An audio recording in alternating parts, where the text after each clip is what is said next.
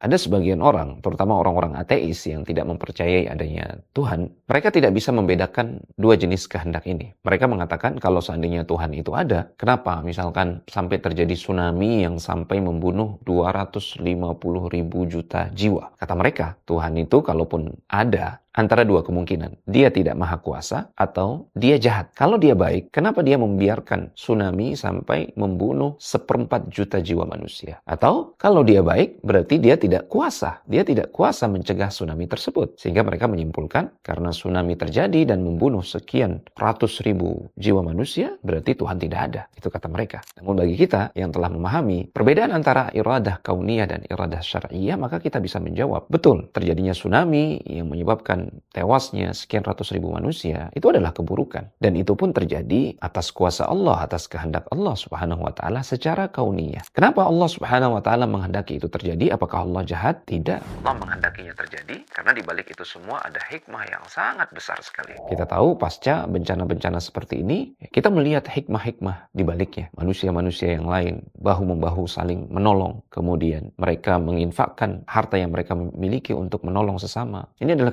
kebaikan yang Allah cintai pasca terjadinya bencana tersebut, walaupun kita melihat bencana tersebut adalah keburukan. Kemudian orang-orang yang mati terkena bencana tersebut, bagi mereka yang beriman, Allah subhanahu wa ta'ala memberikan ganjaran yang besar untuk mereka, bahkan surga. Kemudian jika pertanyaannya adalah, apa mungkin Allah itu menghendaki sesuatu terjadi padahal dia tidak menyukai sesuatu tersebut? Ya mungkin-mungkin saja jawabannya. Karena di balik itu semua ada banyak hal yang jauh lebih besar yang dicintai oleh Allah subhanahu wa ta'ala. Ya contohnya kehadiran iblis. Iblis Allah yang menciptakannya. Dia kafir dan dia menyeru manusia untuk kafir dan bermaksiat kepada Allah subhanahu wa ta'ala. Kekafiran iblis dan para pengikut iblis ini dibenci oleh Allah subhanahu wa ta'ala. Namun kenapa Allah subhanahu wa ta'ala membiarkan itu terjadi? Karena dengan keberadaan iblis, itu ada hikmah besar di baliknya. Dengan adanya iblis, akan ada orang yang tergoda mengikuti iblis, kemudian tergelincir melakukan dosa, kemudian mereka sadar insaf, mereka kembali kepada Allah, mereka bertaubat kepada Allah. Nah, taubatnya mereka ini dicintai oleh Allah subhanahu wa ta'ala. Dengan keberadaan iblis, ada perjuangan di atas kesabaran. Dengan keberadaan iblis, akan muncul para mujahid-mujahid. Dengan keberadaan iblis, akan muncul para nabi, para ulama yang mendakwahkan kebenaran. Ini semua dicintai oleh Allah subhanahu